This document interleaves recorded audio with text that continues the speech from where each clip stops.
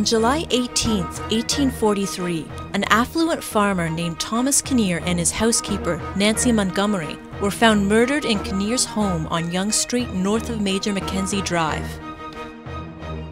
Kinnear's jealous stable hand, James McDermott, and Grace Marks, the 16-year-old maid, were identified as the murder suspects. Both of the accused were arrested soon after the murders and would be tried on November 3rd and 4th of 1843. McDermott was hanged on November 21, 1843. However, Marks' sentence was commuted to life in prison due to her young age and gender. After serving 30 years at Kingston Penitentiary, Marks was pardoned and released in 1873 due to her deteriorating mental state. No records exist as to her whereabouts after 1873. There is much controversy surrounding the conviction of Marks as to whether she was instrumental in the two murders or if she was merely an innocent bystander. Numerous theories still exist today surrounding her mental state at the time. Was she pretending to have psychological problems to escape a prison sentence, or was she actually insane? Kinnear and Montgomery are buried in the Richmond Hill Presbyterian Church's cemetery. The story states that the couple was frowned upon by society because Nancy was also Kinnear's lover and was with child at the time of the murders.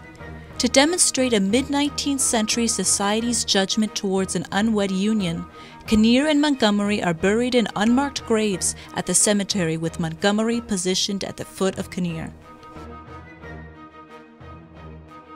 This scandalous murder is depicted in Margaret Atwood's critically acclaimed novel Alias Grace, which became a Canadian Giller Prize winner in 1997. The novel tells the story of a fictitious doctor named Dr. Simon Jordan, who studies Grace Marks to uncover her true role in the 1843 murders. On February 21, 1997, Atwood presented a reading at the Richmond Hill Central Library to show her appreciation to the community for their research assistance. Atwood's novel is further celebrated at Alias Grace Park in Richmond Hill, located at Aladdin Crescent and Ridgestone Drive. The park was designed to explore and encourage the discovery of Canadian literature. We may never know what Grace Marks' true role in the killings were. However, one thing is for certain. The murder of Thomas Kinnear and Nancy Montgomery remains the most notorious in Richmond Hill's history.